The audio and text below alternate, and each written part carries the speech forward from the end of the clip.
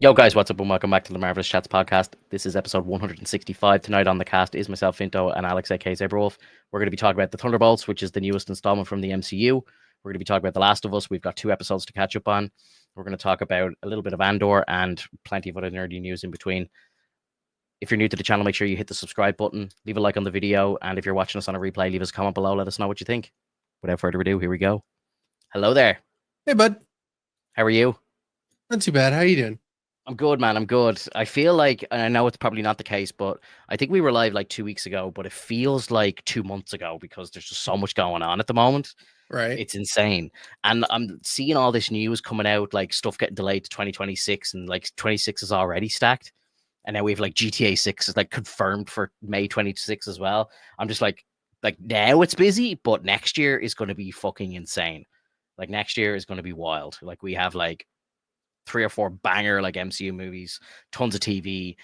GTA is going to take over my life. I don't know about you, but I will just be exclusively streaming that game for probably months.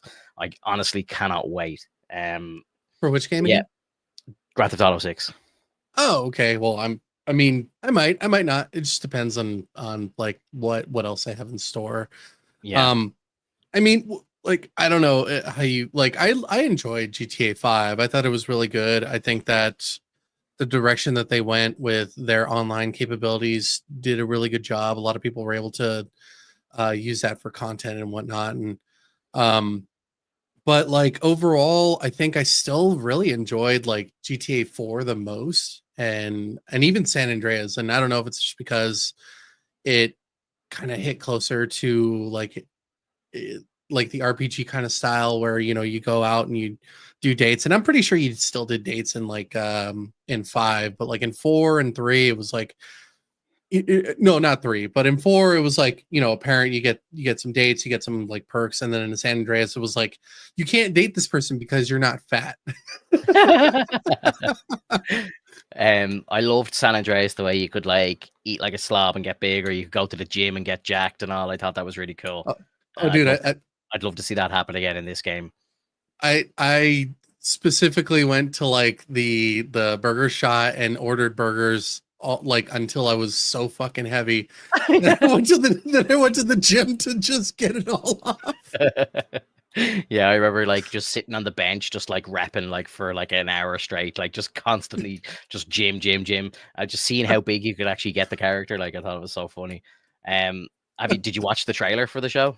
Or For the game? For the game, yeah. Yeah. It looks interesting. Trailer? Oh, bro. Yeah.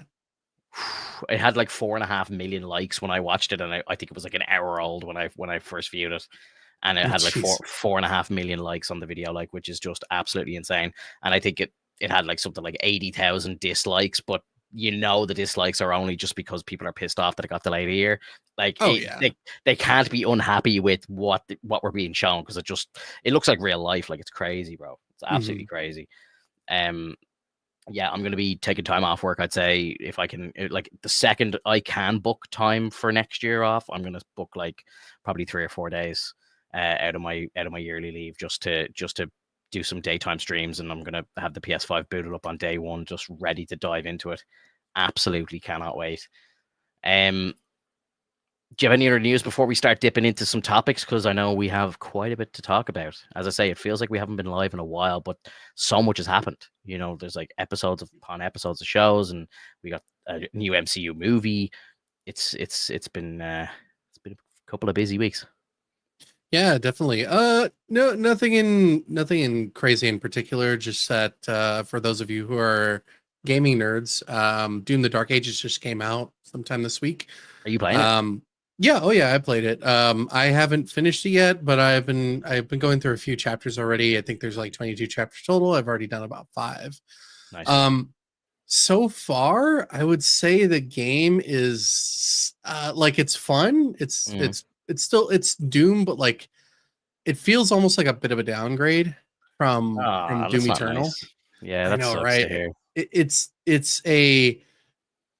kind of a sucky feeling, but I get it. Like, they wanted to try different things. Like they added a couple gimmicks, like you've run with like a powered mech in one chapter, or you fly your dragon in another chapter.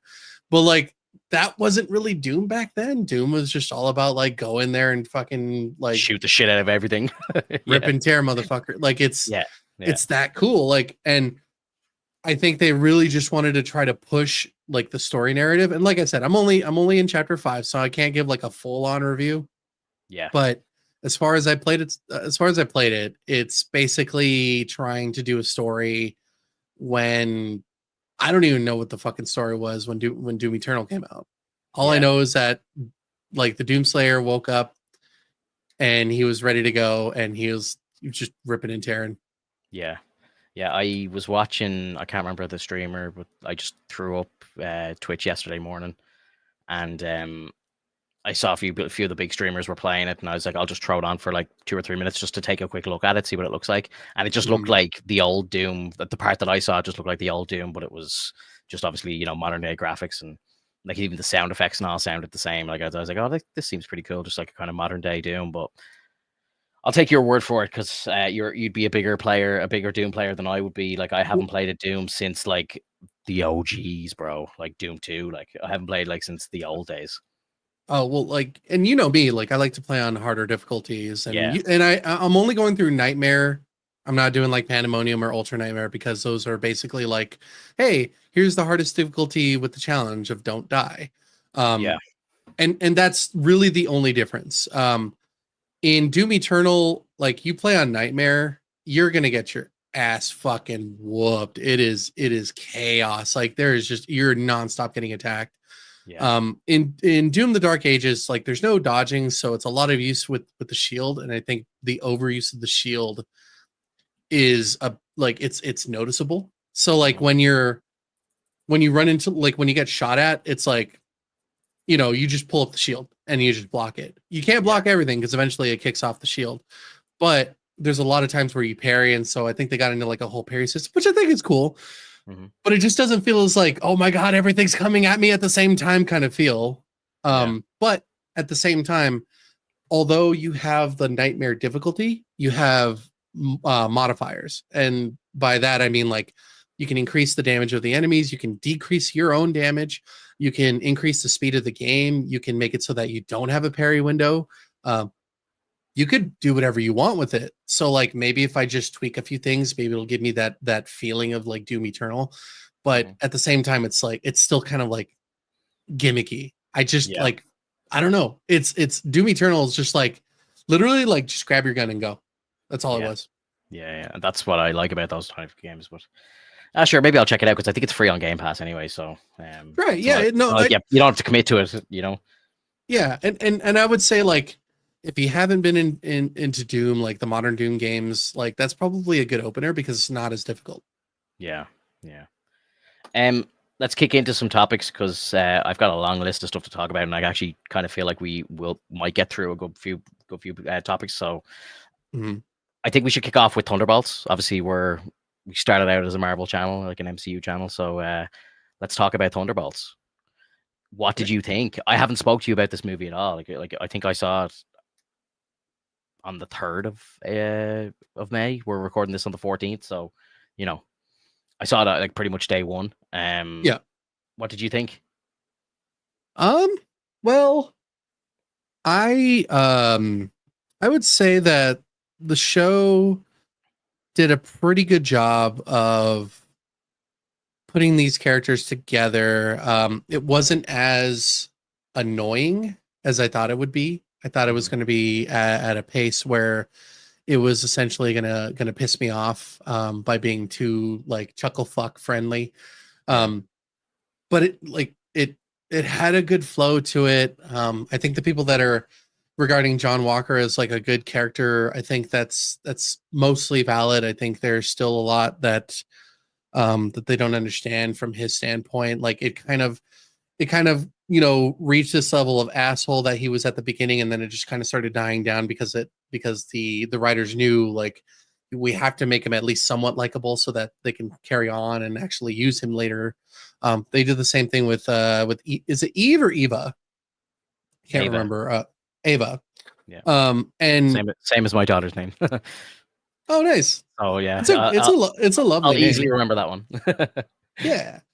And like using Ghost, I think is a fun idea, especially because she would be useful for covert operations. So you have like covert operations with US Agent, covert ops with Ava. You have covert operations with Yelena. You have covert operations. You have like, so this is so, and I'm getting to a point here. This is what I don't like about the movie. They decided, how about we use nothing but these human characters that don't require too much special effects and throw them in together as a team so that it's a lot easier for us to make when we make new movies to just use these characters as A, super soldiers, B, like, you know, infiltrators, and C, like acrobatics. Great, that's fun. Like you have your own type of Avengers. Now they're like in the sense of spoilers. If you haven't seen it yet, it's been like a week or two already, I think. And you know, I hope you saw it. But Yeah, it's essentially, I'm not afraid to talk yeah, spoilers here. yeah. Know? Thunderbolts. They've already renamed the posters too. They're called the New Avengers, which is fine. I'm okay with that. Like I'm totally happy with them doing that. Didn't we predict that like a year ago? Oh yeah, essentially. Yeah. Like it was either going to be like Dark Avengers, New Avengers, you know, something similar on the spectrum. Yeah. That's fun. I'm happy for them. I think that this whole feud in the sense in the middle with like Sam and being like, "Oh, well, they have their name already as copyright as Avengers, so like they, you know, we have to be Avengers with a Z." That's yeah. I guess that was funny. That was a good one. It's just like, but at the same time, it's like, no, you guys should really try to work together. Like things are going to get worse, and hopefully they do. Hopefully they do kind of work things out. I'm sure they will. Oh, they will have no choice, bro. Like, you know, yeah. it's gonna be like Infinity War. Thanos is coming, you know, and then it's gonna be like, fuck the beef. Like, you know, it's gonna be Tony and Steve just squashing the beef straight away. The world is in jeopardy. Like that's what's going to happen. It won't be like New Avengers, OG Avengers. It'll just be Earth, you know, the universe versus Doom. Like, you know. Well, and then, but then that's where you kind of like reach a little bit of a plug in your plan. Like if Bob doesn't turn into Sentry at any point, or if it takes forever for him to turn into Sentry, you can't handle threats similar to what the original Avengers did. It's the design of the Avengers is to handle any sort of threat possible. And these guys are ground heroes. They're literally on the ground and they got a tower. Like what? Like I don't know. It feels a lot more like G.I. Joe, to be completely honest. Yeah. Yeah, I like it. I like the vibe of the film. Like I like where they're going with it. And I think Sentry's definitely like too OP. So they're kind of stuck in a bit of a place where it's like, okay, we have to leave him as Bob, because if we bring him out as Sentry, it's just game over, you know? Like he's just too powerful. So it kind of it kind of flows like that, and I'm all for that. But they did the same thing with Carol and fucking Miss Captain Marvel, and look what happened there. We didn't really get much of her either. Like they literally had to say to her, okay, you need to go out and save the entire galaxy. So can you please get off Earth because you're just too powerful, you know?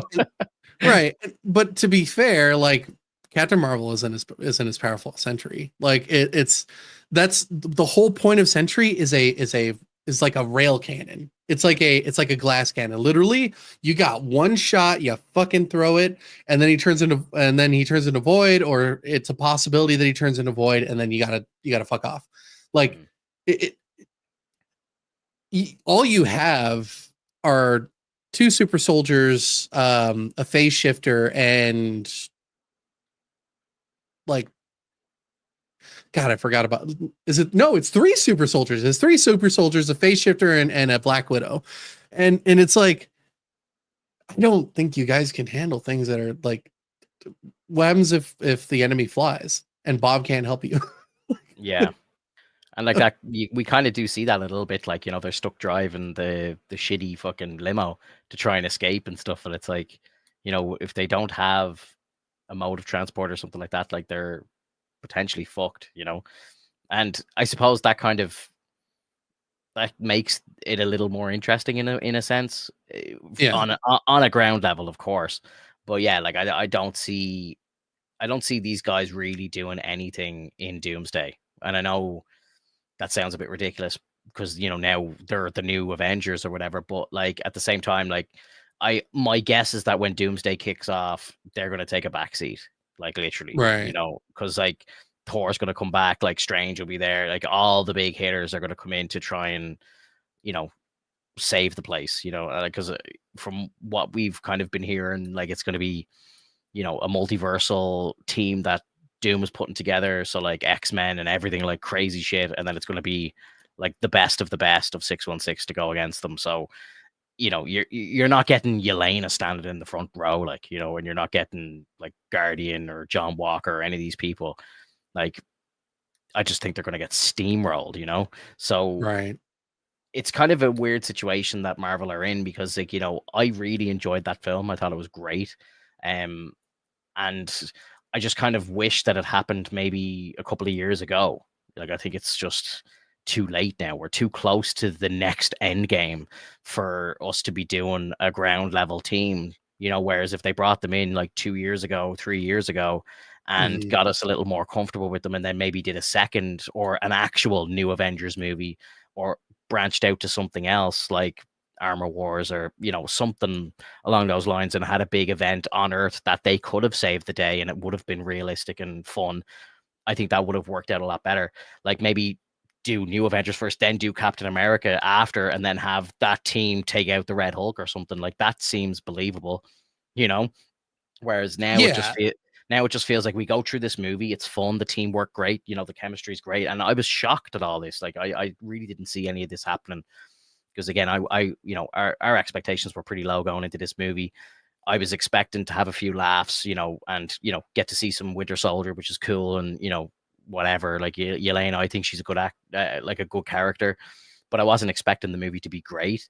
And I left the cinema thinking, Jesus, that was actually great. And I don't know, was it just because the bar was so low that I was just like so pleasantly surprised, or like I think it was a good movie.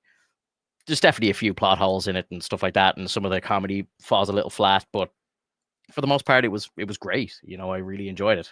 Yeah. It I think I gave it an 8 out of 10 walking out of the theater. You know what I mean? I think it was a good movie. I just think it's just the wrong time. You know, right. instead of doing some of this Disney Plus shit, they should have just tried to push this out earlier. Would have been my game plan if I was in charge.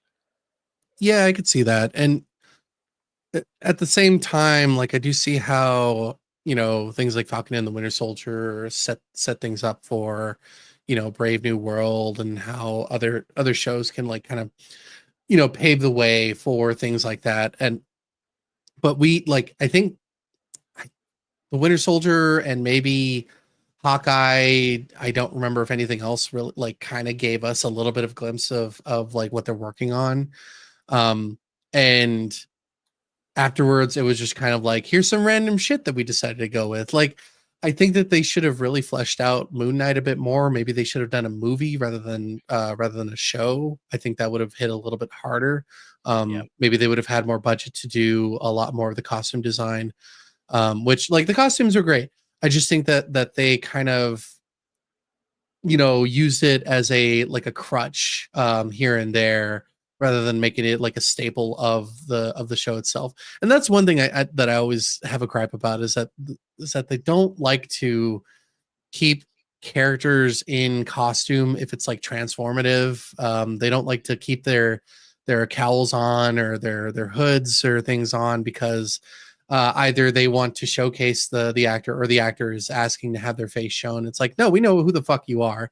Like, yeah, uh, I I think that they're too scared to like just let the actors be the characters, and not have to worry about whether or not they're known as like that face. Um Obviously in the comic books you see the heroes' faces like quite often, but that's only like after they deal with their antics, like after they have their situation and combat and whatnot. Like, they go and rest, they take their hood off, they take their costume off, and they chill out for the time being. And sometimes you get a comic that's just full of that, just them fucking decompressing and going, man, what I did right? Like, did people suffer for what I did? Like, it's kind of like this introspective and whatnot. And that I think that's why it was a bit of a breath of fresh air for Thunderbolts, because then essentially you're like, not only is there combat, but there's also this perspective of like, is what I'm doing even valid for the world? Like, is what I'm doing even like gonna be useful for the foreseeable future? I'd like to actually be someone better. And it's kind of cool to see like they're because they're all anti-heroes. So it's like you have Yelena going like, I just don't know what to do after Natasha died, which is fucking valid, because like that was her sister. Like that was someone so close to them. And so like that's why it was so understandable when she was like upset and having a hard time like going through things. And then when she had her situation with Bob, the connection that she could have with Bob, because Bob was like kind of like a person that just didn't know what to do with what he had, and didn't understand that like it's okay to be upset, it's okay to be like angry. There are people around you that care about you, and that they want you to, they want you to do better, they want you to be better, they don't want you to become the dark side of yourself. And so like that's kind of the whole moral of the story. It's like, don't just fall back into your old situation, push forward and be better. Yeah. And so like it had a good story, had a good moral, had a good theme. um but again, like ultimately, like now that story's done, it's like, I am curious as to what they're planning to do. But what kind of enemies are they going to face? Like, are they going to do Fisk? Are they going to redo like MODOK? Because MODOK, to be fair, is a kind of like a ground level, enemy. It's someone that's like working in a lab somewhere, trying to conduct an experiment, trying to do something that makes themselves superior, so similar to the leader. You could have done the leader, you could have done Fisk, you could have done MODOK, you could have done like Morbius that way. But then again, that's Sony product. Like it's hard to kind of like pull those things when you don't have like the entire group together. And that's the fucked up part, is that they don't have it all together. So like I know I'm kind of pulling from everywhere, but that's kind of like the whole idea, is like, what are they going to do now? Like, who are they going to fight? I know that the Fantastic Four are coming. Yeah, it's I think it's irrelevant, and it's back to my point that this is all happening too late. Like it's game over already. Do you know what I mean? Right. Like we watched the after credit scene, and it's the Fantastic Four coming into the 616, which means we already know that the Fantastic Four lose their fight in their movie, and they've got to bail to a different universe. So Galactus wins in that movie. They kind of spoiled that fucking movie, which is a bit weird. But anyway, moving on. But yeah, like that movie is going to be like, I presume the after credit scene of Thunderbolts is the beginning of Doomsday. So like there's no time for anything else. Like I don't think this new Avengers team are going to have an adventure before Doomsday. And if Mm-hmm. like to go back to like the chair streams, like the chair stream started, and like within the first like 10 chairs, which took like 3 hours to get there, it was all the Thunderbolts. Like so they're really trying to say like Thunderbolts is like a prequel to this movie. You know what I mean? So yeah, I just think it's all too late. It feels like wasted opportunity. And to kind of drill back to what you said previously about Moon Knight, Moon Knight is another missed opportunity as well, because they just hadn't fully committed to the M rating yet. If they had done Moon Knight after Deadpool 3, it would have been the exact show that we wanted, but they just weren't able to, or they were afraid to do what needed to be done. You know, Right. like look at Daredevil, some of the most gruesome shit that we've seen in the MCU, like Fisk ripping someone's face apart. Like that would have been like a tenth of that gore in Moon Knight would have been perfect, and we just didn't get it. And it's just again another wasted opportunity. And Dan in the chat brings up as well, if we had gotten Thunderbolts in place of Fantastic Four, yes, like that would have been much better. Bring out the Thunderbolts 2 or 3 years ago, or whenever Ant-Man 4 came out, like scrap that movie altogether. Like it was just terrible.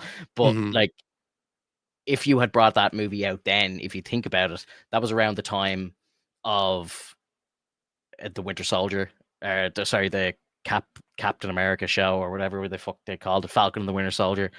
That was around the time of like Black Widow and stuff like that. So a lot of the characters that were in this Thunderbolts movie would have been a lot more fresh at that time. Like if you think about it, Right. Like Ghost, for example, like the last time that we saw Ghost was in Ant-Man 2, which was 2018. Like that was before Endgame. and now she's like in this movie. And to be fair to her, she was fantastic in the film. I really enjoyed her character. It was great. But like the fact that we went like 6 real years more without seeing her in anything, no mention of her, no like pop up, no little cameo, no after credit scene, nothing.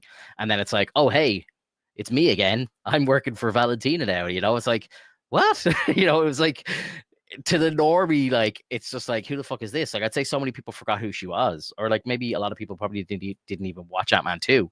So it's like, Right. who the fuck is this? So like, again, we harp on about the connective tissue and everything like that, and this is a prime example of how out of touch it actually is, how disconnected it is. They have the opportunity to connect a lot of these projects a lot better than they have. Now, I know, like, for example, like Wyatt Russell is a pretty big actor at the moment. He's done a lot of stuff outside the MCU. He's a busy guy. I doubt he would have been able to go from Falcon and the Winter Soldier directly into Thunderbolts. Same with Florence Pugh, massive actress, very busy. I understand. But I'm sure they could have done something to make this movie come out a bit quicker than it has. And I just feel like it's just far too late down the timeline or the release schedule, like the real life timeline, that it just feels wasted now. And Right. it's a real shame, man. It's a real shame because this movie's so good. I think if it came out 2 or 3 years ago, like if you like what Dan said in the chat, if it came out at the time that Ant-Man came out, and we actually got a good movie back then, like, do you remember the hype around Phase 5? Because I think Ant-Man was the first project of Phase 5, and we're like, oh, thank God, we're getting out of Phase 4. This is going to be great. Ant-Man's going to kick us off with a great year, and it's going to be fantastic. Phase 5 this is it, and it was just terrible.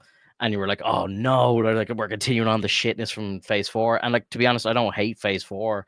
There was like some really good shit in Phase 4, but some pretty bad shit as well. So it was a kind of 50-50. But if Phase 5 started with Thunderbolts and then continued that way with a bit of connective tissue, and then we get to this point, hype would have been through the roof for Doomsday, like, because it'd be like, holy shit, like the Fantastic Four coming and all this stuff. Like, and like now it just feels so rushed that, like, it's like we have the new Avengers, and then it's like, oh wait, here's the Fantastic Four. Fuck the new Avengers. Who cares about them now?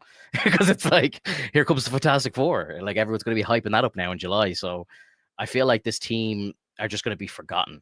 Like, because like when Doomsday comes out, I'm not looking forward to watching Yelena. As much as I like the character, I don't care about Red Guardian anymore. We're gonna have like multiple Chris Evans back, and we're gonna have like Steve Rogers all over the place.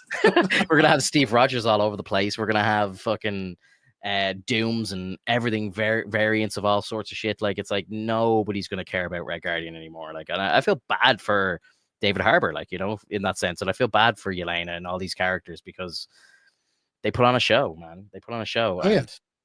I feel sad as well because like it's like nobody went to see this movie as well, and it sucks because it's good. And I suppose Disney and Marvel, they have no one to blame but themselves. Like, they've put out shit for the last couple of years. They've rocked the fan base, and people just don't trust the brand anymore. I think the product is not where it used to be. Like, you can't make normal people go out and spend $70-$80 on a night out to go and see a film that is probably going to be pretty shit in their eyes. Right.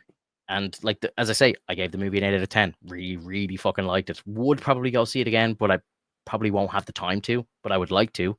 But like, the movie's been out like 3 weeks now, nearly 3 weeks now, or two and a half, I think, or something like that. And they haven't even crossed 300 million globally yet, which is alarm bells. Really bad. Yeah. Alarm bells. It's like one of the lowest, earning movies in the MCU. And it doesn't deserve to be at all. Like, it's probably in the top 15, like maybe top 18 or something like that. I don't know. It came out at the wrong time. Yeah, I agree. Connor, welcome to the stream. Thunderbolts is great because it feels like actually a reason to exist. Compelling story, and it was written and shot well. I agree for the most part. I think some of it was a little bit sketchy, but for the most part, yeah, the story was great. Like, and I really loved Bob. I loved how the whole team worked together. I wasn't expecting the team to work together as well as they did at all. I think like I tweeted when I first came out of the film, I was like, that movie had no business to be as good as it was. Like they had no business to work as well as they did together. Like, you know, I didn't really give a shit about John Walker as a character. And now I'm just like, oh, I need to see more John Walker. I want to see more Yelena. I want to see more Guardian. I want to see loads more Bucky now. You know, like Bucky like kind of feels like he's in the right place, you know, and like he's got like a comic accurate suit and everything now, like, and he's looking badass. Like I'm just like, Mhm. yes, please give me more Bucky. Like, you know, it's great. It's great. And Ghost, again, someone who I wouldn't even put in my top 50 comic book characters. You know what I mean? Like even she's compelling. So yeah, it's great. What did you think about Taskmaster? Oh, like the moment they shot her in the head, I was like, oh man, they listened to the crowd. They were like, yeah, they were looking at the can't do notes. Taskmaster. They went Taskmaster. Oh Jesus, yeah, big fail. Yeah, let's fix that. It's like, yeah, you want her gone? Okay, let's go. Which is I it's was sad shocked. because like they could have written him, they could have written Taskmaster so well. Even like it doesn't matter if it's like a male or a female Taskmaster. All that mattered was the fucking way that you deliver that character. And they never did it correctly. It just Yeah, didn't end up in the right direction, and I think that's where they ultimately failed. So yeah, yeah. No, it was rough. And like it was pretty obvious as well. Like I think like most of the footage that was released, like Taskmaster wasn't in the footage, so everyone was kind of like, yeah, Taskmaster's going to die in this film. But I didn't oh think it yeah. was going to be that quick. I was like, whoa, that was actually quite shocking at how quick it was. Yeah, It was so bad, dude. it really was. It really was. But yeah, I think like I checked the box office earlier this morning. I don't think it updates during the week anyway, but it's sitting at 271 million at the moment globally, which is shocking numbers, like really, really bad. Like Mhm. even I think they were like trying to fudge the numbers to make like Captain America Brave New World sound like it was a success by saying it broke even though they definitely lied about the budget costs and stuff like that. Like, and it's still, they even dumbed down the numbers so much and it still didn't even surpass those numbers. So they dumbed it down to make it sound like it was going to be a success, but it didn't even cross the fake barrier of like becoming profitable. So this movie is like 200 million behind that. Like it's scary times, bro. Scary, scary times. And like then you have something like the Minecraft movie hitting like 800 million. And then they re-released like Star Wars Episode 3, and it does record-breaking numbers for a re-release. I think it's the most successful re-release of a film ever in the cinema. And like it's about to hit 1 billion total, like revenue, like since the original release. But word is that Disney actually told them to pull Revenge of the Sith from a lot of theaters to try and give Thunderbolts better numbers, and they still can't. So it like, you know, and again, I feel very sorry for everyone involved in this film because they made a great film, but it's just too little, too late. I think Yeah, it's rough. It's rough, man. It's rough. it's very unfortunate. But like they gave it a shot, and it wasn't too bad. I just don't think that like too many people have faith in Marvel films anymore. I think they've spread themselves way too thin, and now it's kind of hit the same levels as Star Wars. And I think that's why some people are like, okay, we're really starting to see the cracks in Disney, like Yeah. Well, because Disney, Disney used to dole out like fucking bangers, like especially bro, in their animated department, like. they couldn't miss. Couldn't miss. Mm-mm. Like $1 billion was the norm. And like they had that when they bought Star Wars, it was $4 billion company. Like it was Lucasfilm was, they bought it for 4 billion. Like they couldn't miss. I only watched Rogue One today and I was like, oh, what was the box office of this movie? It was like nearly 1.1 billion. Do you know what I mean? Like they made like Spider-Man with Sony, the second Spider-Man movie, Far From Mhm. Home, which a lot of people consider to be a shit movie. That did 1.1 billion as well. Like they couldn't miss, they couldn't lose. And now Star Wars is in the drain, and so is Marvel. It's actually crazy. And something I want to talk about later is like they just released like an Ironheart trailer today. I haven't watched it yet. We're going to do a blind reaction to it. I haven't Sure. seen it. There's a new Superman trailer. I haven't seen that either. So after we kind of finish talk about our topics, we'll kind of do a live reaction to a few of these trailers. But I was looking at some of like the like and dislike ratios on some of these trailers. Like the Ironheart trailer has like over 100,000 dislikes. Like that's scary, bro, for a trailer for a Marvel show, for anything really. Like anything to have 100,000 dislikes is crazy to me. Like it's wild. So like that's really, really scary. I've heard that show was made and finished filming like 2 years ago.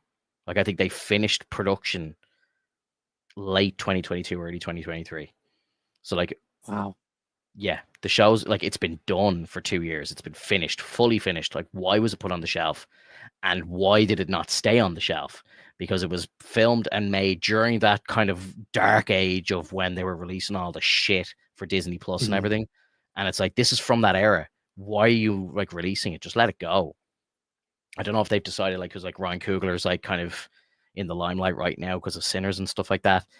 Are they just like, oh well, like, it's got Ryan's name on it, let's just release it and see what happens? Like, you know, I just think they should have left it dead, to be honest. But I haven't seen the trailer yet. I don't know, but I'm just kind of, that's the vibe I'm getting from the fan base right now anyway. But yeah, we'll watch that trailer in a bit, and we'll see we'll see what the live reaction's like. But hopefully it's not that painful. yeah, I don't know. Again, I try and approach everything, because again, I'm such a nerd, I'm such a fanboy. I try and approach everything with a positive outcome first of all. You know, I don't, I'm not going in to try and hate something off the bat. I really want to like everything that they release, you know, but at some point, and it's probably within phase 4 and 5, you got to just be real. The bar isn't as high as it used to be, and I don't think there's anything wrong in pointing out mistakes that they make and talking shit. Like I'm not gonna like just talk shit and pretend to like something if I don't, just to have a positive outcome online. Like, you know, if something's not good, we're gonna say it's not we're good. Genuinely gonna say it's not good. Yeah, I'm not afraid to just sit here and glaze fucking Disney in hopes that maybe someone gives us a fucking free ticket to a premiere. So at some point, like, you know what I mean? I'm not gonna sit here and lie and say something's good if it's not. So, you know, it is what it is. Probably more bad news, but moving on to the next topic of the night, The Last of Us. Are you up to date with the show? Oh yeah. What like, I think the last episode we spoke about was episode 3, maybe. I can't remember. It was the one after the Joel episode. Yeah, so I think it was episode 3. So we haven't sat down and spoke live for episode 4 and 5. So kind of, you know, again, I'm not going to ask you specific questions about episode 4 because it kind of just all blends into one shitstorm. But what are you thinking of the show? Like, how are you liking it? Again, for anyone who might be tuning in for the first time, you only just played the second game, so you know that's very fresh in your mind as well. So how do you think that they're doing comparing the two? Do you like the differences? Do you dislike the differences? I highly dislike the differences. But at the same time, I know why, and it's mainly because they just did not. I don't know, like they didn't think about the design and implications of Ellie's journey in accordance to like a show. When they made the game. Like the game was made without the notion that we were going to watch it as like a show. Oh yeah. And so when you go through the game as Ellie, it's just Ellie. It's really just Ellie, and like Nora or Dina, sorry. Dina is around, but like only for a while, and then eventually you leave her at the theater, and then Ellie just does her own thing. And in this case, they decided, okay, well, we need to figure out what to. Yeah, because if we don't, then we can't have her finger in the theater. That it doesn't make sense then. Well, like not even that. Like it's just it's hard to say. What I'm trying to say is like there's nothing in the show to let Ellie be Ellie on her own. You have to have someone piggybacking her the entire time, and that's what they're doing with that. That's why Jesse showed up so soon. That's why, you know, you haven't really heard anything from Tommy. That's why, like, in the sense that like Tommy goes out in the original game, like that makes sense. So you're going out there, you're gonna help Tommy, you're also like planning on finding Abby. And so like it doesn't feel like you're trying to find Abby right now. It just feels like you're trying to tell a story about everyone else, and then like make Ellie feel like she's going to be a dad, and then finger fuck her friend, and then like that's it. Like it's so fucking weird. It's so bizarre, bro. Like the motivations aren't there properly. Like in the game, for anyone who hasn't played the game, who might be listening to this or watching a replay or whatever, in the game, Tommy leaves straight away after Joel dies because he was there. Tommy was there when this all happened. He watched Joel die. So it's like he is just filled with rage, and it's him who's like, I'm going after these fuckers. So like his wife Maria tells them, please don't go, you know, whatever, and then he just goes. And then it's like she goes to Ellie, and it's like, Tommy's gone. You got to go after him. And then that's the mission. Like, you know, you're going out, you're trying to get Tommy. And then when you arrive in Seattle, you hear like commotion happening. You hear them on the radio. He's down by the fucking the aquarium or whatever. And then you're like, oh shit, we're chasing Tommy. We're trying to catch up to Tommy. Whereas in the show, it's like they're out on their own. Like they're the first ones to arrive. So it's like, what's the? I know, like, I know that the end goal is Abby, but it's like, what's the motivation for them to be out rummaging around right now? Like, why are they doing what they're doing? You know, like, because it feels like again, like Seattle's a big place, I presume. I've never been there, but I presume it's a big place. Like this looks like a giant city. Two little girls aren't just going to walk into this city and take it over. Like it's ridiculous to think that that would happen. Whereas in the game, they're going there for a sole purpose to actually get to Tommy and help Tommy achieve that task. Like, so there's a reason for it.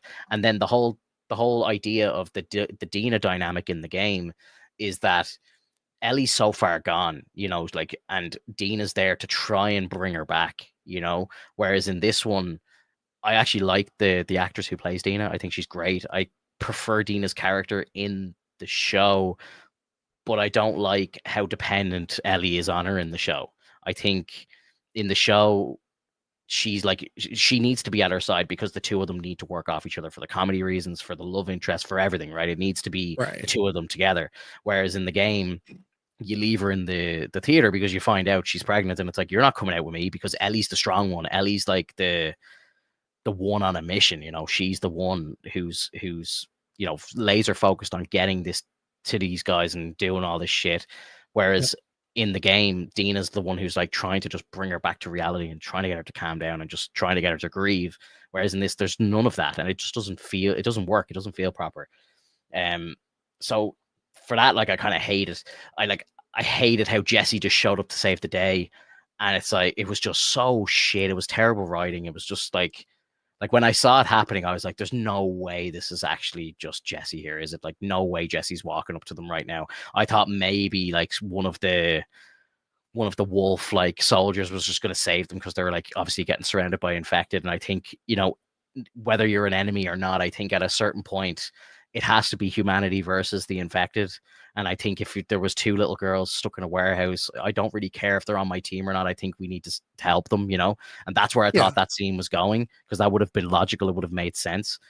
And it's like, the hand comes out and it's fucking Jesse. And I was like, oh my God. It's like, how the fuck did Jesse find them in that little warehouse? And like, you know, it just didn't make any sense. And then Jesse says the line, it's like, oh yeah, I went to the theater and I found all your plans. And it's like, how did you find the theater? How did you know they were even there?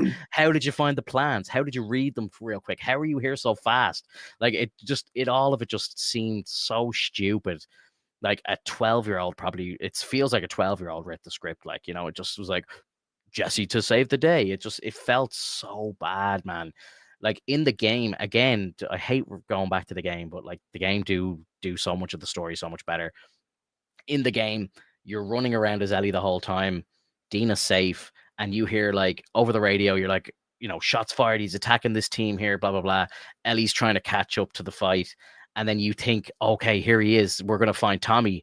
And then it turns out it's Jesse. And you're like, oh shit, okay, Jesse's here too. That makes more sense. It's like, okay, you know, you're following the radio signals and all, you're hearing the gunfire in the distance. It's giving you a purpose to go there. Like it feels plausible. It feels realistic. Whereas in the show, am I right? They're about to go into the hospital, I think, when they find Jesse, isn't it? Is that where they get all the, or where I can't remember exactly where they were. They're So like Dina's in the theater the entire time. Jesse doesn't appear until Ellie gets overwhelmed in the neighborhood. I mean in the show, sorry, not the game. Oh yeah. They go like they're like I think they're trying to traverse through the area, and they get caught like in some sort of store or whatever. Like I can't even remember where the fuck they went because it was so unmemorable. Yeah. It's just it just didn't matter to me. I was like, oh fucking who cares? And I shouldn't feel that way. Like it should be pretty similar to what you feel in the game at the very least. Like to kind of have this thought of like, you know, like, oh shit, they're about to die. It's like I really don't care because like the fucked up thing is like I don't care and I want to, because like genuinely those people are like we're about to die.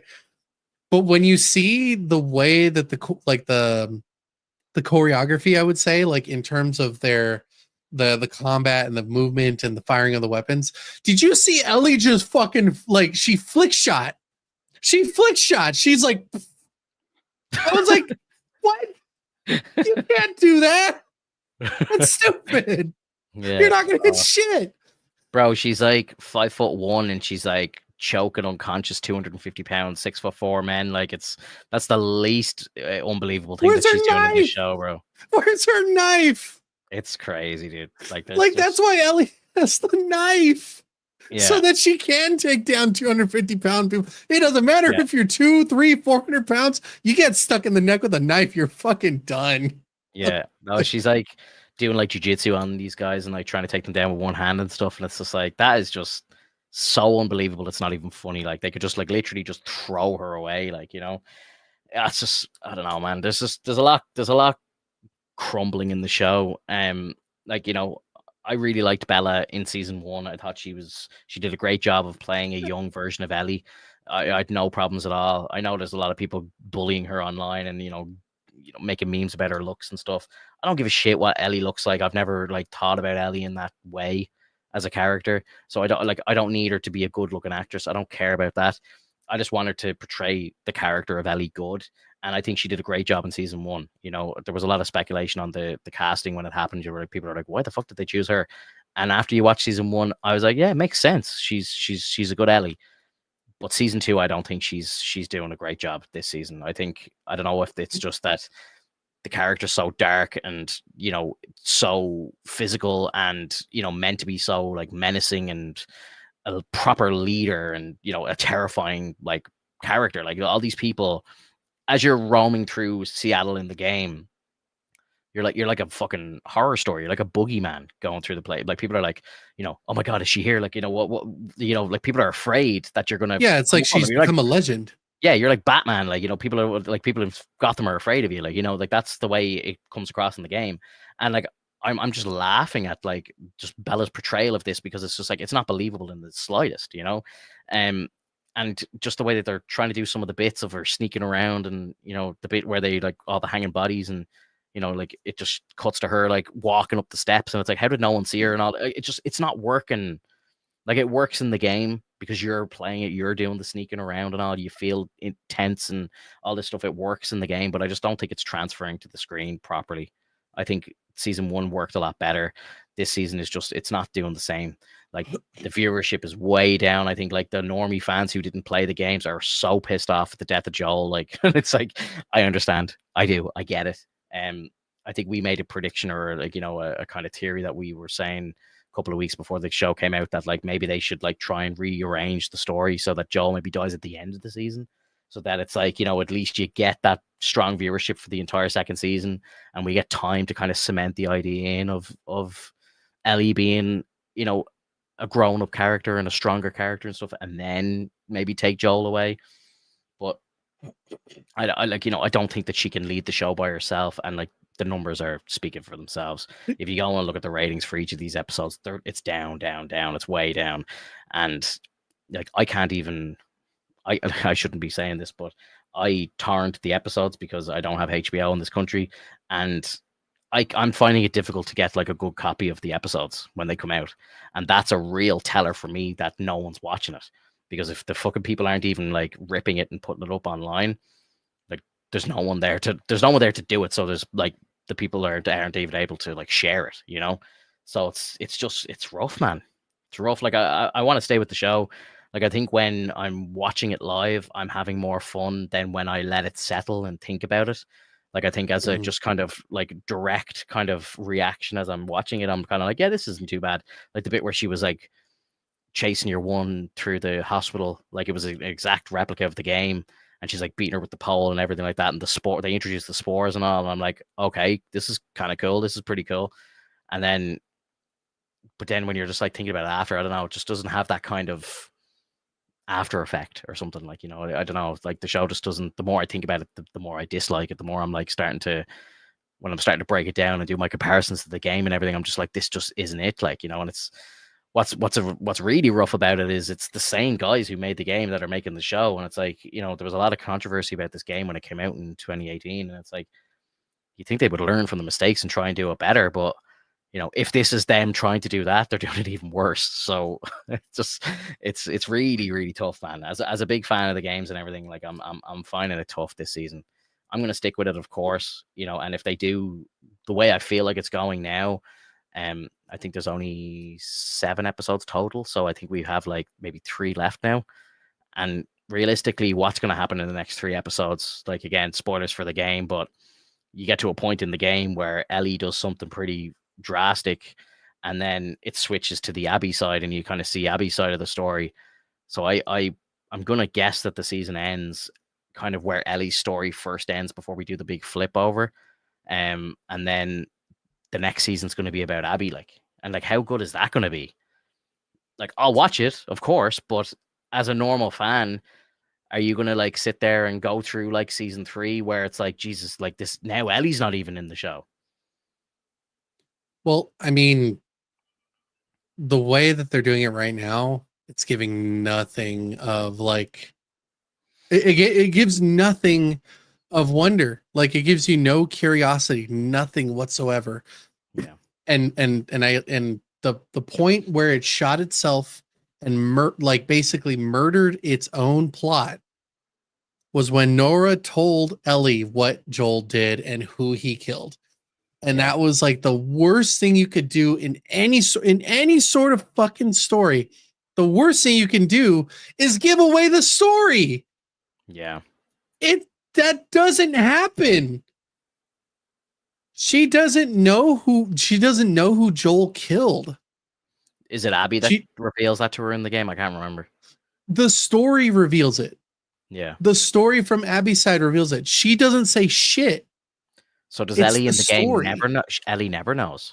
No, she knows. It's told in the story. But how does Ellie find out in the game? Oh, you're talking about in the game. Like, yeah. No, she doesn't know. She never knows, yeah. Sorry, no. I don't remember. I haven't played it in a while. Yeah. Yeah, like, oh, bro, it's tough. It is. It's tough because I know, like, in the game, the reason why they're fighting is that she knows, or she, like, she gets the. There's the it's indicated that she knows that he's lying about something, and you're kind of, obviously what he's lying about, but she doesn't know, and that's kind of the intrigue. Whereas in this, it's just so spoon fed to you the entire story, and even to the characters, that it's just, yeah, it doesn't feel like it's a journey. It's a journey worth taking. As a viewer, like, it doesn't feel like what's like, what are we watching this for? You know what I mean? Like, it just feels so unbelievable. And again, as I say, I'm a massive fan. I'm going to be watching it either way, whether it go like nosedives and burns, I'll still be watching it. But yeah, man, it's a rough one. It's a rough one. Yeah, which is sad because I'm, as I say, I'm really liking it. I want to move on to a couple of. I've got a good few other topics to talk about, and we're like 55 minutes live already. So, I want to talk about something which I know you're probably not watching, but I have to, for any Star Wars fans that are here, I have to talk about Andor, and the craziest 180 that I've ever seen a show take in my life. That is Andor. Andor finished today. The last 3 episodes aired today, and I would say the last 6 episodes of the show are a masterpiece. And I can't believe I'm saying it because I've hated Andor since day one. there was like, I think maybe 1.5 episodes in season 1 that I thought were fine. They were okay. I think it was like episode 6 of season 1 where they did like some like they did like a bank robbery or something, and it was like, that was a pretty cool episode. It was pretty interesting. But the rest of the show was just like slow fucking slop. It was terrible. Didn't like it at all. Didn't feel like Star Wars at all. We had to wait like for the first 5 episodes to see a stormtrooper walking around during the fucking Empire and the Rebellion and everything. I'm like, this doesn't feel like Star Wars at all. Season 2 started off the same way. The first episode I thought was quite okay. You know, Andor's going in and he's like robbing like an Imperial ship, and I'm like, okay, at least he's like in disguise. He's in like a stormtrooper outfit. He's like, you know, we see stormtroopers all over the place. Like he's trying to like shoot the base down and everything. I was like, at least this feels like Star Wars. I'm like, I'm not really too interested in it, but at least it feels like Star Wars, right? Then episode 2 happens and you're kind of like, nah, okay, it's slowing up again. Episode 3 happens and they introduce the whole SA thing, and I'm like, okay, we're on very shaky ground here. Then, in a surprising twist of events, episode 4, like 4, 5, and 6, which was like the episodes that aired like 3 weeks ago, they started like to get kind of interesting. Like it was starting to build up. You know, the main guy, Cecil, I think his name was, he goes to this planet and he's like stationed there, and you know, he's like working with the Empire, but the people don't know it's the Empire, and you know, there's a bit of like espionage going on, and it's intense, and it's like, you know, building up and building up. And then each 3 episodes it jumps forward a year in time, but when it got to like the last 6 episodes, it was just absolutely incredible. And like if you go to IMDb and look at the ratings of the shows, like the last 6 episodes, I think the lowest rated episode is like a 9.5. Is the lowest rated episode in the last 6. It's incredible, man. Like some of them are on like 9.7, 9.8. Like I'm shocked at how good it was. And I watched last week's episodes, and just I pretty much watched them straight away. I wasn't like, you know, influenced by anybody online. I hadn't even read a tweet about it or anything like that. I hadn't been like on social media at all. And I watched the first episode of last week's episodes, and I was like, Jesus Christ! I was like, that was really good. I was like, what the hell? And I was like, I wanted to watch the next one, and that was the first time that it's ever happened for me in the show. And I went and watched like episode whatever it was. It was like 6, 7, 8 or something, or 7, 8, 9 or whatever it was. And then I watched the second one, and I was like, holy shit, that was fucking amazing as well. And then I watched the last one of last week's episodes, and I was like, Jesus Christ, this is incredible. I was like, couldn't believe it. I was like, this is fucking Star Wars. I was like, this is like a Star Wars TV show. This is amazing. And then today, I watched the first episode of The Last Bunch, which is basically, The Last Bunch is basically the year of Rogue One, like when the Rogue One movie happens. So like you're looking at like the direct prequel of that film. And the first episode, I watched it on my lunch break today. And the second episode, the second I finished work, I ran downstairs, threw the second episode on, and watched the third episode. I watched them back to back, and then I finished it, and I was like, "Holy shit!" Like, I can't believe how much they stuck that landing. It was incredible. Like so much of the fan base is turning around and going, "Wow, it was actually worth it." Like the payoff, watching all the boring shit actually paid off at the end of the show, and they hit the landing. It's spectacular, man. I cannot like stress how like mind blown I am at how good it was. Even so much so to the fact that I literally finished the show. I spent a bit of time with the family, you know, spent some time with the kids, put my daughter to bed, and then I threw on, just before we went live here, I watched Rogue One. I literally had to continue. I was like, I need to watch what's next. And like the last episode just flows perfectly into the movie. And now the movie then flows perfectly into the original Star Wars movie in 1977. It all paid off, man. And it's crazy. I can't believe it. It was actually so good. Honestly, I'm in shock. I am actually in shock. I could not believe it. Like I was watching it just going, this is insane. Like, and I've been a hater since day one, and I just couldn't believe how good it was. I was invested in every single character story. They made them all just mash up and just flow together and just work so well. And like some characters that you've been following since the first episode that you like, I just didn't give a fuck about any of them.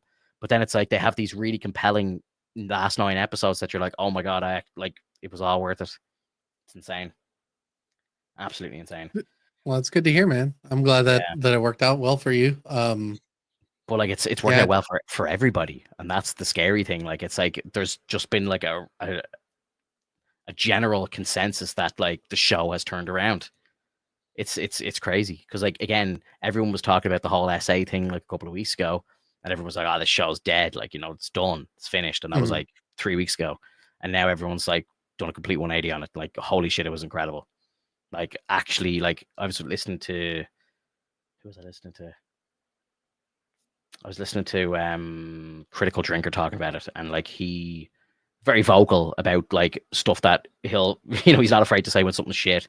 And literally, again, a guy who's been talking shit about this show for years has done a complete 180 on it as well, and like even talking about it on like UK news channels and stuff like that. Like they've had him on to talk about like Disney and stuff like that, and like literally talking about how the show has just done a complete 180 and just surprised so many people and all. It's crazy.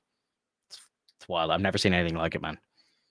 Like it'd be the equivalent of like something like Agatha turning around halfway through the season and just turning into like 10 out of 10 content, like incredible, like hitting every note perfect, like just 9.5, like nothing's a perfect 10, but like close to a perfect 10.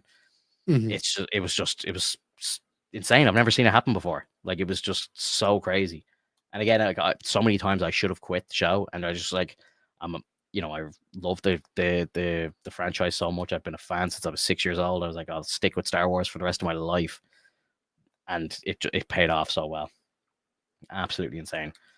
I don't know if you watched any of they have an animated series as well, Tales of the Underworld it was called, that released on May the 4th. So they brought it out on Star Wars Day.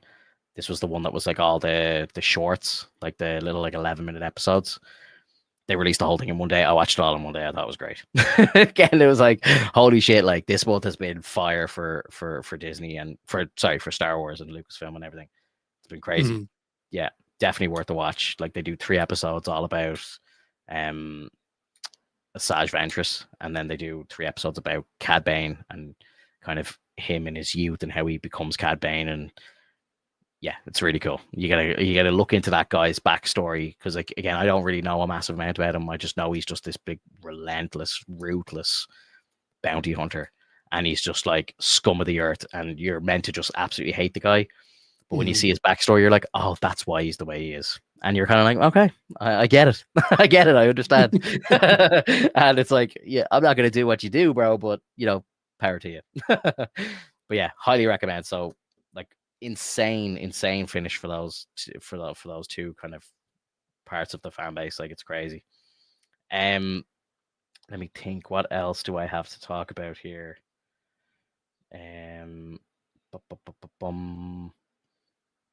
There's a couple of trailers that I haven't seen yet. Do you want to just like do a bit of a live reaction to some of these trailers? I don't know if you've seen them or not. Yeah, so we've got Ironheart. We'll keep it Marvel related first. We'll do the Ironheart trailer first. Again, we kind of spoke about this already, but I don't really know what to make of this show, because again, I feel like it's probably something that should never see the light of day, because it's just from a time that probably shouldn't be that should just be forgotten about. But anyway, I'm scared, but here we go. You can see and hear this, okay? Yeah.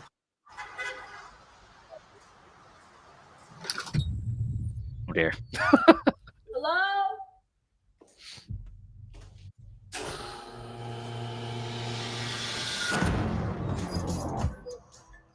For real?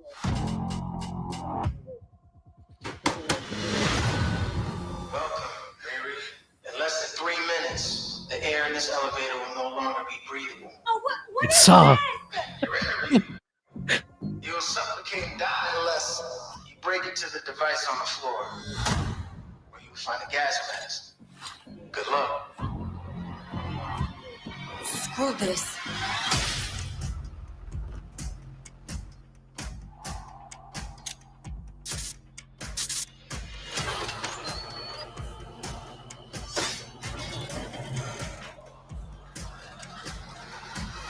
I heard Riri Williams was a genius. So you in or out?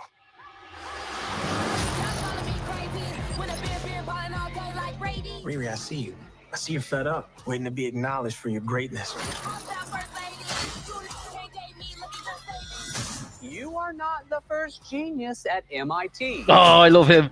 How come you're not working at one of those fancy tech firms? After my internship abroad, I want to build something undeniable, something Important? Iconic. It's a brand new. I can give you the tools to help you carry out your vision. But anyone who's ever accomplished anything iconic in life has had to do some questionable things to get it done. What will you do, Riri? You've bitten off a hell of a lot more than you can chew. I could chew a lot.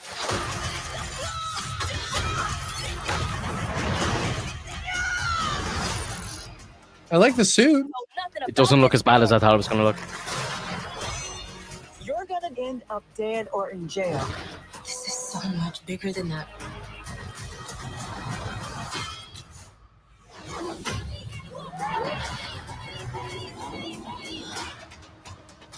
Is this a show? This is a show, yeah. This is Ah, a shady bunker. My bunker's not shady. Would a shady bunker have that on the wall? It's literally above a crate of self-guided missiles. I'm returning those.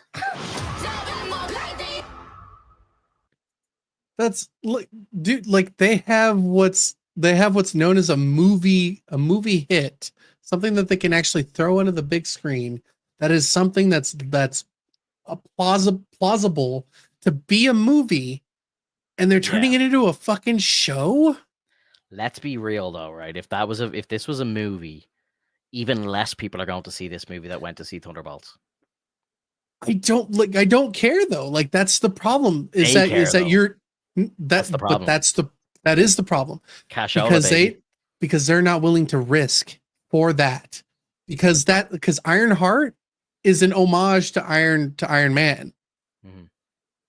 It's gonna get seats. You just have to make it plausible. Like you just have to give it enough pizzazz. And it felt like that trailer had enough of something in it to at least give you something back, like something akin to what Iron Man had, like the attitude that she has, the fucking know-how that she's a fucking genius.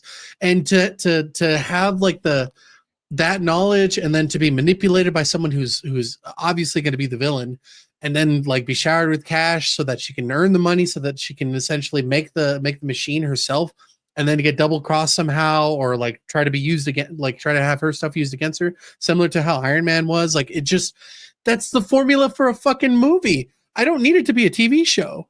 Here's an idea.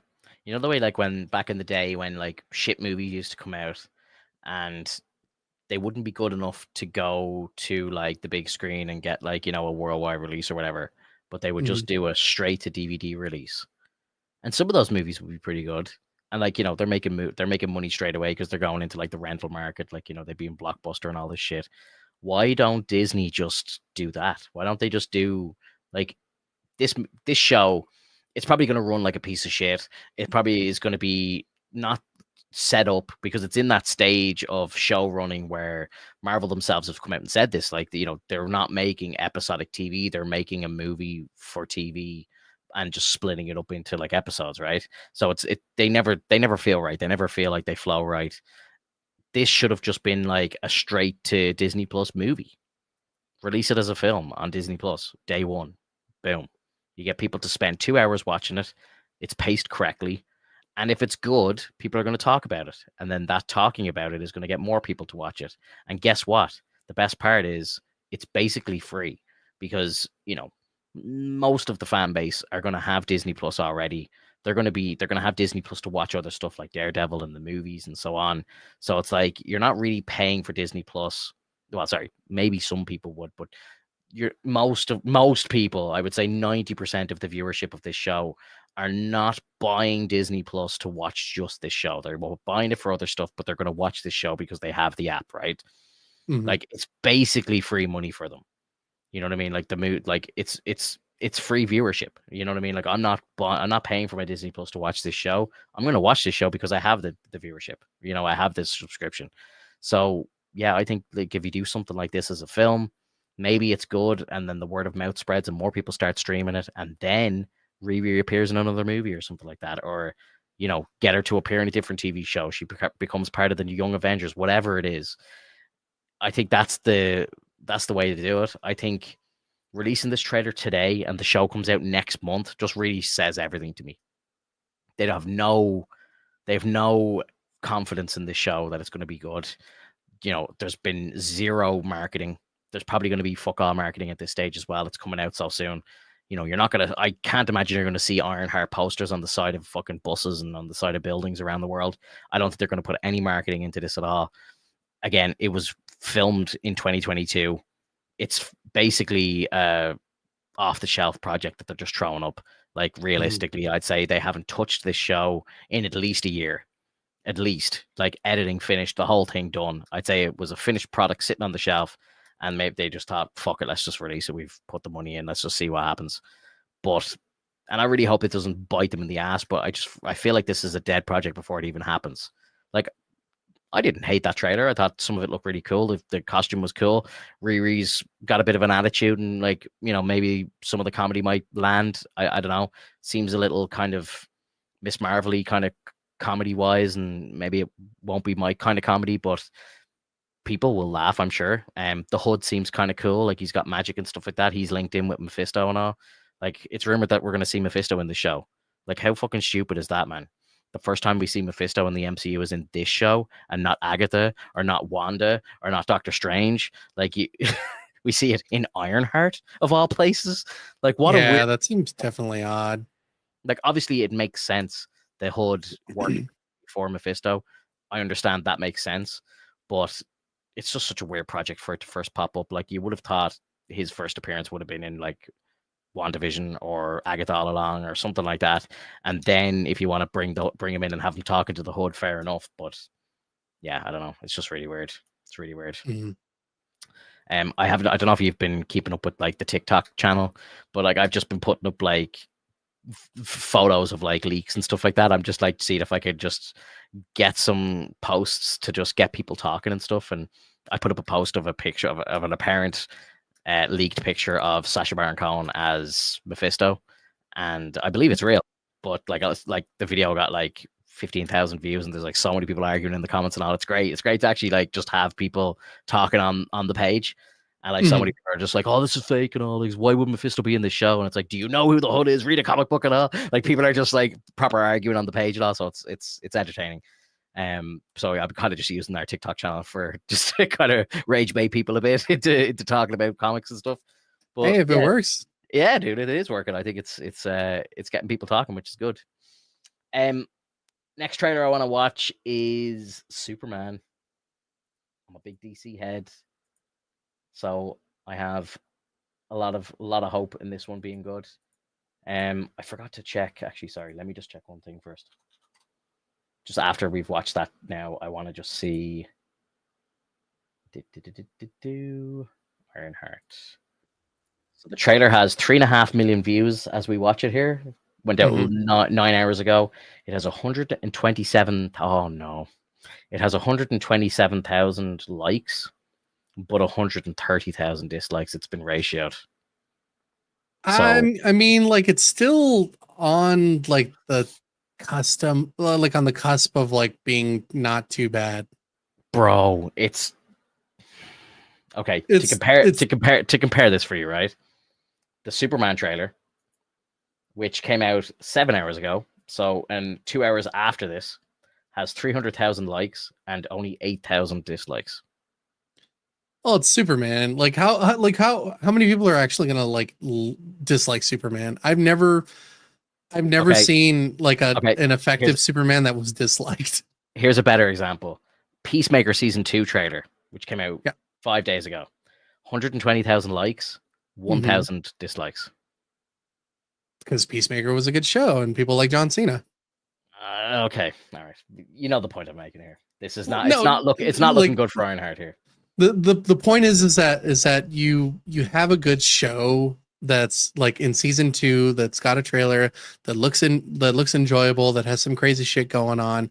Still no idea what the fuck is gonna happen, but like at the very least, it looks like it's gonna be memey at times. It's gonna have its like quirky moments. It's not gonna be like overly ridiculous in the sense that it's gonna be like eye rolling.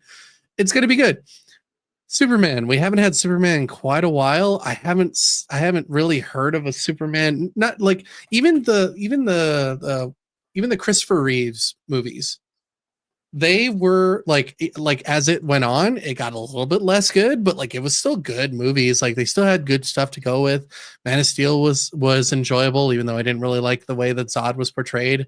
Like by the end of it, I think that's the moral compass of Superman was kind of like tested there, and that's cool and all, but like it really should have done a little bit more than just kill Zod. I think he should have had like an alternative way, like, I don't know, suffer with loss and whatnot. But anyways, I don't think I've ever heard of a Superman movie that was like utterly terrible just by looking at the trailer. I think a lot of them were done pretty well. Even the one where he lives up an entire fucking was it like a kryptonite city kind of thing?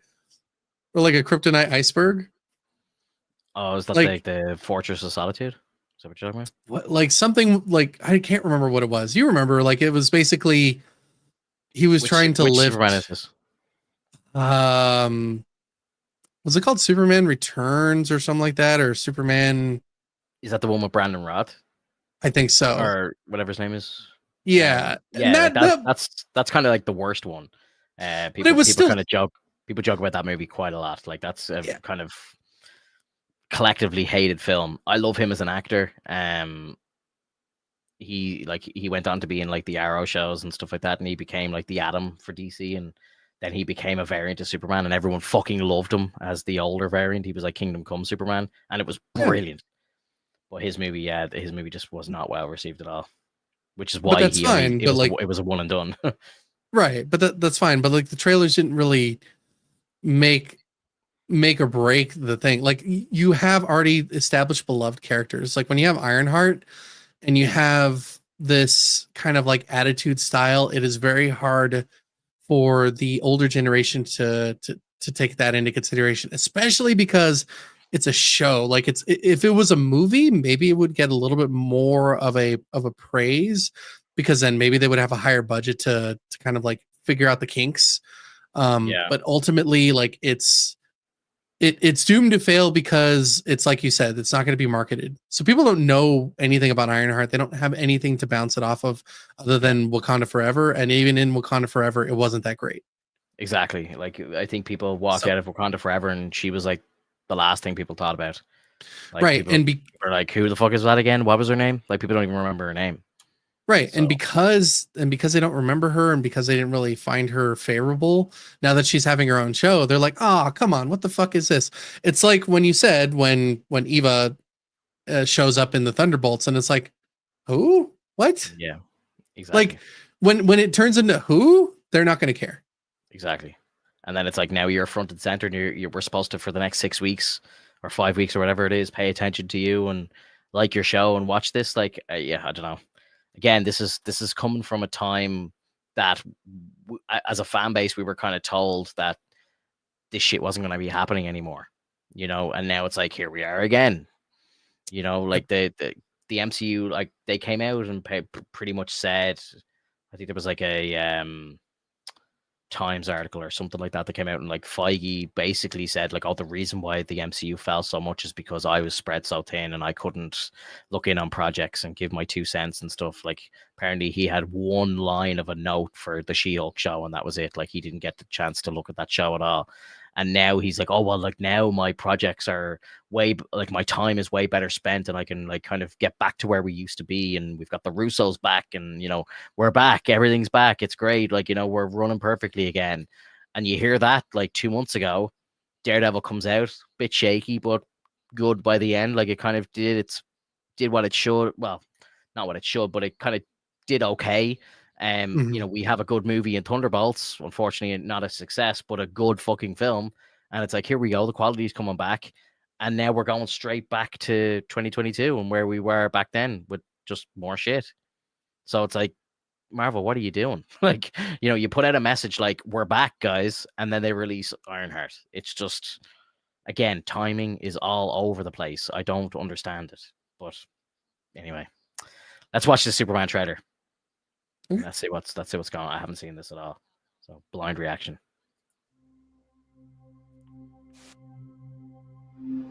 Are you being serious right now? Yeah. You'd let me interview you as Superman. Sure.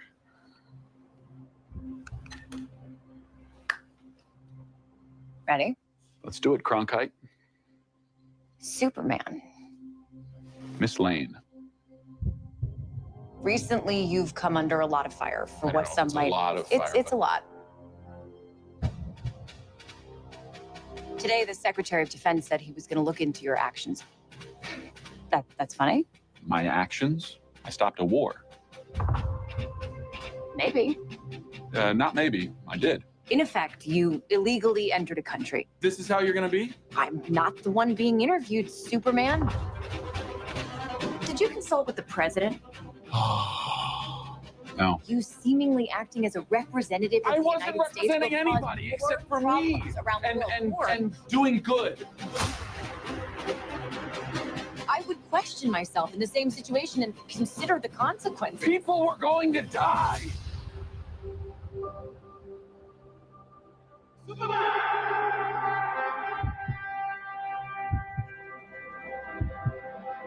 Hey, buddy. Eyes up here.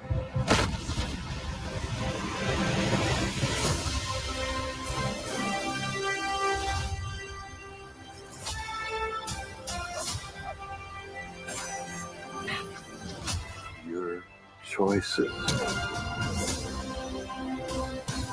Your actions. That's what makes you who you are. Nice. I like that actor. Superman. He's not a man. He's an it. Somehow, Excuse me, he's Kryptonian. everyone's conversation. I will not accept that. I cleaned your boots. I'll go get them for you.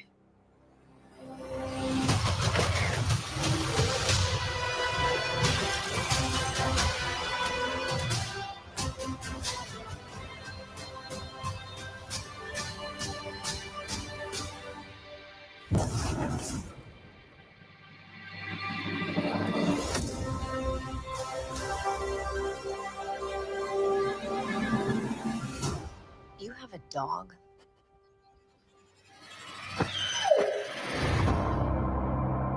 I mean, it's an incredibly fake looking dog, but that's fine. I like that. I think that's actually what we need. Like, it shows the perspective of Superman being like, I fucking help you guys. What are you talking about? But it shows like this arrogance of how he still has a lot to learn. It's like this younger feeling of Superman that like emanates. It's like, I'm doing what I thought was right. Yeah. I'm doing it because like I'm doing it so that I can help you guys. And it's not, it's like this early stage of Superman where it's like later on he kind of learns like, I don't do this for me, I do it for them. And that's, I think it's ultimately what it's going to boil down to by the end of the movie. It's like, I do it because I want them to live, because they deserve to live. You know, it's this whole idea that I really like about like this movie. For Superman's a good character. It's just when they overwrite it to be like way too much, that's when it's starts to kind of spiral out of control. And when they introduce different heroes, like you have Guy Gardner, you have did they say Hawk Girl was going to be in there? Yeah, she's actually played by the actress who plays Dina in The Walking Dead, or in The Walking Dead, The Last of Us. So the same actress who's playing Dina in Last of Us right now. Mm-hmm. She's Hawk Girl. Okay, I mean that works. Like, she's doing a pretty decent job in the show, so like I could see how she might be branching out and doing more things. Maybe this will be her big break. I think she's a pretty well-known actress already. Like, I think she's been in a few big projects already. You'd have fooled me. Yeah. I think she's probably the best part of The Last of Us right now, to be honest. She's the part I'm enjoying the most. Wait, but... Pinto, you're not seriously considering the best part not to be, oh my God, I'm gonna be a dad. Bro, we didn't talk about that. I was trying to No, we sidestep it, didn't. to be honest. I was trying to sidestep it, to be honest, because I'm gonna get angry, but that shit pissed me off, bro. And not for the reason why you think, but more so for the reason that I just hate how pushed to the side Jesse is in the whole thing. It's like Yeah, he's the actual said, dad. "Fuck you, Like, Jesse." yeah, like literally, it's like I'm gonna be a dad, she says, and then it's like, oh, and I suppose Jesse too. What do you mean you suppose Jesse too? Like in the He's so game, funny. again, to go back to the game, but in the game, that storyline kind of makes a little more sense because they're broken up and they don't get back together. But in the show, they break up, they get back together, they break up again because it's like, oh, Ellie's alive and she's well. I'm going to break up with Jesse again. But in the time that like Ellie's in the coma or whatever, she's off banging Jesse and, you know, getting pregnant. And then it's like Ellie wakes up and then she just like dumps him and leaves him. But it's like, and in the game, at least, it's like, you know, at least their part is over and she's kind of whatever realized that, you know, she is gay or whatever. Maybe she is like kind of in the she's closeted at the start of the game or whatever, but like in the game she kind of comes to that realization and they just forget about Jesse, like, you know what I mean? And that's fair enough. And then obviously what happens to Jesse, and then at least that's that. But in the show, like they just like throw him to the side and it's like, well, hang on a second, like, you know, Ellie, like you might be a father figure to this child, but the child's actual father, you can't just like discount him and throw him away because he doesn't fit the relationship that you want. Like, I'm sorry, but you know, he has every fucking right to be in that family and the part of his own child's life. Sorry, Pinto. Fuck that man. Yeah, I am the father. How dare he throw his dick around like that? How dare he?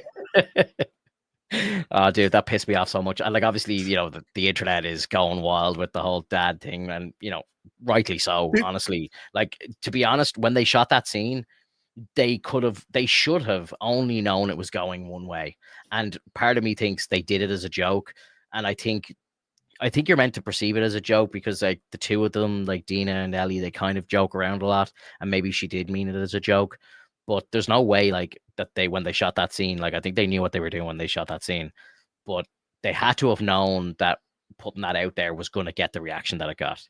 They had to. Absolutely. Had to. Absolutely. And again, it's one of the reasons why I kind of feel sorry for Bella Ramsey, because it's like, I feel like they're not trying to help her here. You know, like even like some of the wardrobe choices in the show and how they're doing her hair and they're making her look really weird. And like, I just feel like she's just getting attacked at every angle, like, and she doesn't deserve a lot of it. Like, you know, I feel very sorry for her. Like, you know, I'm seeing all these memes and they're just progressively getting worse as well as it goes on. And it's just, I feel terrible for the actress or actor or whatever. But yeah, look, enough of that. Well, I honestly, I don't want to talk about it anymore because it just pisses me off. Like, that was like just Jesse getting thrown to the side just really annoyed me as a dad myself. Like, you know, and you know, fair enough if Dina wants to be gay with Ellie and they want to have a relationship and they're going to raise the baby, that's fine. But you can't discount the father just because he doesn't fit your narrative right now. Like, you know, fuck that. He has as much of a right as Dean does to be part of that child's life. Yeah, give Ross a chance. Exactly. Did you watch the trailer for Peacemaker season 2? Yes, I did.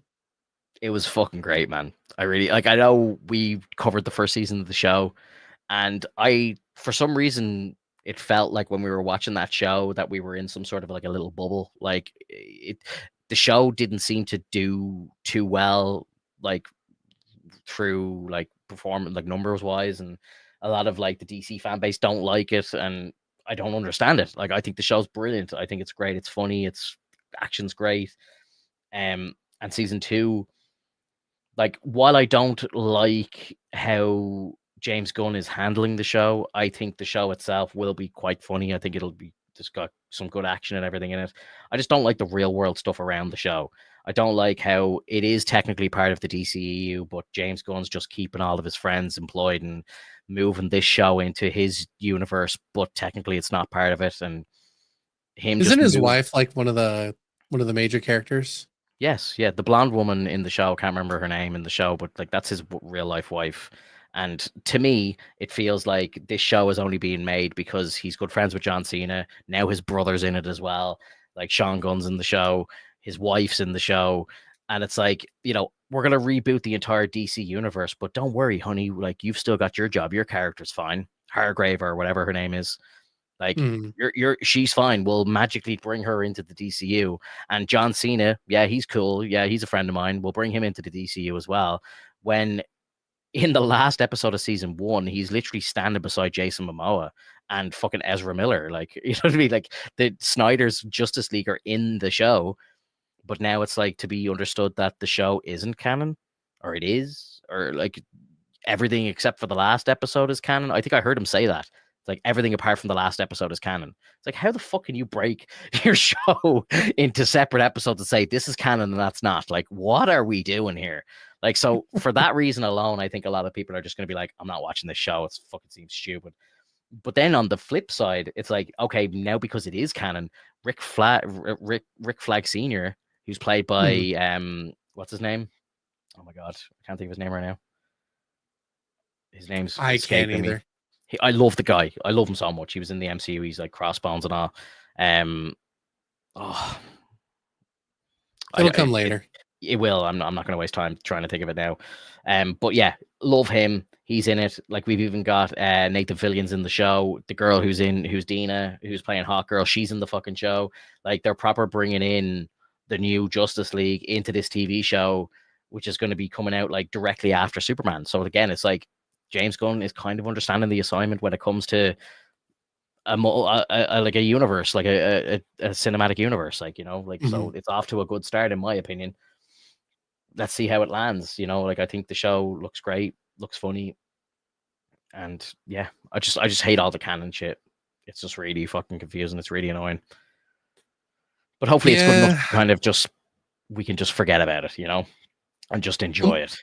Well, maybe it's going to be a situation where they kind of like amalgamate it together, and then eventually it starts to make sense. It's like I agree with you. Like if it doesn't mesh well together, it's going to feel like there's two different worlds again, and it's going to feel awkward. Yeah, like even if they were to explain it like that, I would be okay with that. If it's like this is technically a multiverse, and each of these characters, while yes, they're the same actors, it's just multiverse rules, you know, like this character is just the same in this movie, but Superman looks different. This character is the same in the movie, but you know, Wonder Woman is different, you know, whatever. Like that's at least that's something. But the fact that James Gunn is coming out and actually addressing it and saying like, you know, well, everything is canon up until the last episode. It's like, how can you decide that? Like that's insane. Because you're admitting that it is the same characters, but you're just making the changes that you want to make to try and make it fit, whereas it just doesn't make any sense. You know? Right. Like the fact that there's pictures of John Cena standing beside Ezra Miller, and now you're going to tell us that Ezra Miller and the Flash and Aquaman, and I know they had like Superman and Wonder Woman kind of grayed out. They used body doubles because they didn't show the faces, but you're to believe like it's Henry Cavill's suit and it's Gal Gadot's suit. Like it is the Snyder version of those characters, and now you're going to see John Cena standing beside the new crew who are just in the new Superman movie with the new Superman, but technically it's the same universe. It's just messy, bro. It's messy, and the more you think about it, the worse it gets. So I'm just hoping that the projects are good enough that I can just be like, let's just forget it. Fresh start. Yeah, if the story's good enough, I think eventually you'll forgive them and be like, fine, okay, whatever. Yeah. Fingers crossed.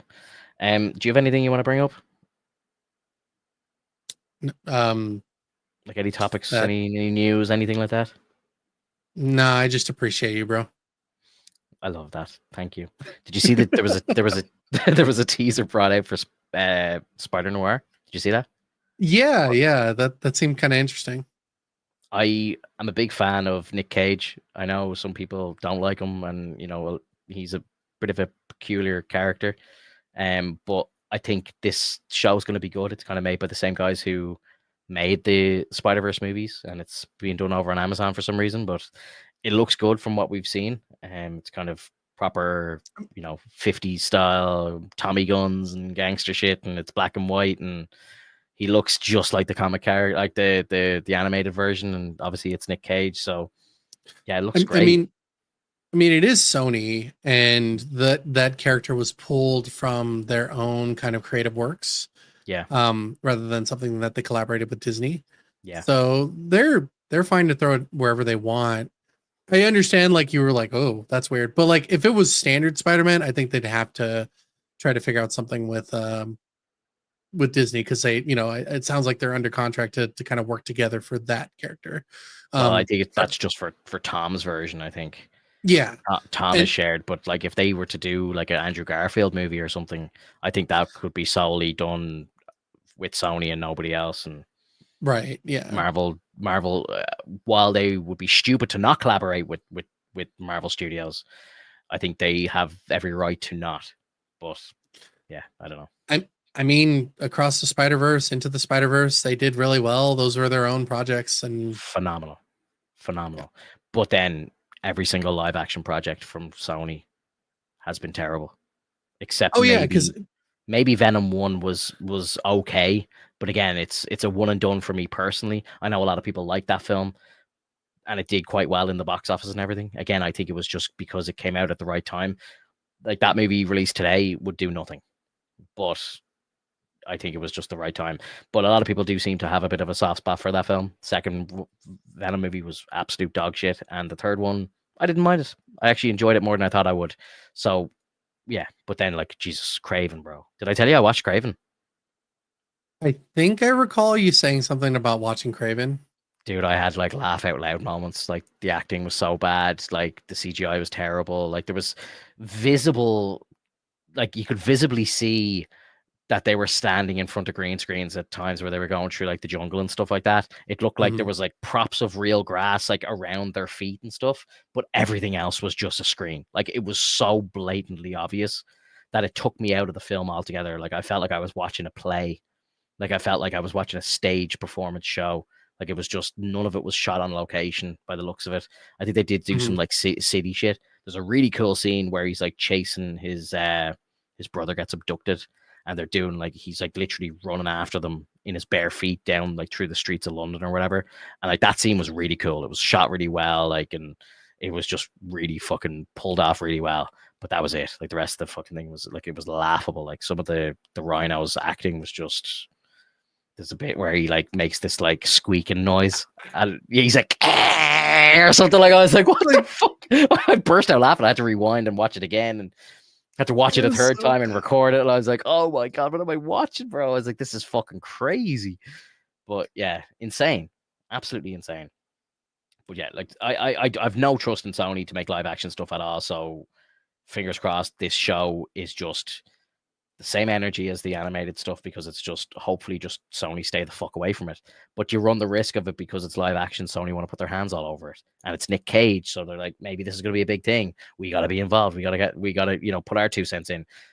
But every single time that they do that in live action, they destroy it. So fingers crossed they stay away from it. But that's our best hope. Put their hands all over Nick Cage. Yeah, that's the best thing we can hope for, is that they just go, oh yeah, it's not real Spider-Man, who cares? That's the best fucking hope that we have for that show, is that they discard it and just let the creatives do their thing, and then it's good. Like, oh, what a time, bro. What a time to be alive. Some other honorable mentions just before we break for the week. I don't know if you're watching the show called Mobland. It's on Paramount. Like Tom Hardy's in it, and Pierce Brosnan, the dude who was like the first king in the House of the Dragon. Paddy Constantine's his name in real life. Like phenomenal cast. Dude, that guy was in fucking what's it called? Hot Fuzz. Yes, yeah. He was one of the officers with the mustache. Phenomenal guy, like great actor. He was so good in House of the Dragon as well. Like I think if you go back and rewatch season 1 of House of the Dragon, you really appreciate how good he is. Because the way the pacing works when you're binging it, oh my god, it's incredible. But this show is a new one from your man Taylor Sheridan, the guy who's like owning Paramount at the moment, like doing Yellowstone and all the shows. But this is his new one called Mobland. Oh no, sorry, what am I saying? Sorry, this is a Guy Ritchie show. It's not Taylor Sheridan. I was thinking of something else. Sorry, it's fucking Guy Ritchie. Guy Ritchie show. It's a Guy Ritchie show on Paramount. Yeah, no, sorry. Your man Taylor Sheridan owns everything on Paramount at this stage. So to be fair, it's not crazy that I said that.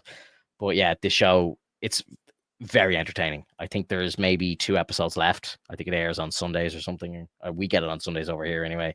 Highly recommend it if you and your missus are looking for something to watch. It's kind of like just UK kind of gangster shit, but yeah, I don't want to say what it's about, but like definitely check it out if you're looking for something to watch. Are you still watching Supernatural? Yeah. Oh yeah. Where are you? What's happening? What are the I'm boys right up over to? there? What are They're the up to boys no good.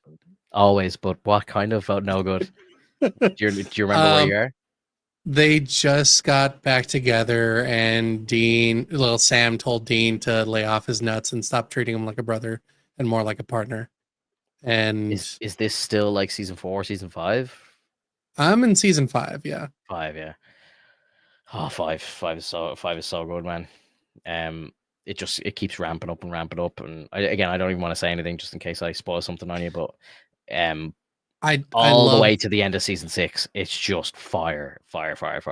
So good. I love the am I in season 5? Yes, I'm season 5. Fuck. Now I'm feeling like I'm in season 6. Hold on. Let me double check. The character who I'm in season 5. The character who plays Zachariah, I can't remember the actor's name, but he's a phenomenal actor. I love him in other stuff. He's so good, dude. He's so good. He plays a lot of funny roles, to be honest. Yeah. And this is like one of the first roles where he's like not being funny, but like it still feels so chummy of him to be acting this way. Yeah, he's such a dickhead, but he does it quite funnily and quite like kind of jokey and stuff. But he's dead serious. But yeah, but it's just like you should be terrified of him, but he just kind of makes a joke of snapping people out of existence and everything. Yeah, I know exactly what you're trying to say. Say yes, Dean. Just say yes. yeah, it could be so easy. I don't know. I don't even know where you are, so I don't want to say anything. But I love the duality. A couple of my favorite episodes are around where you are right now. So yeah. Oh yeah.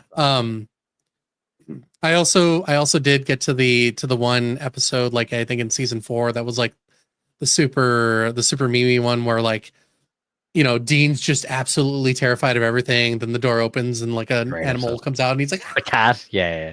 It's a great episode. Yeah. Did you see the one with the rabbit's foot? Have you seen that episode yet? Oh yeah. Yeah, that's a good one.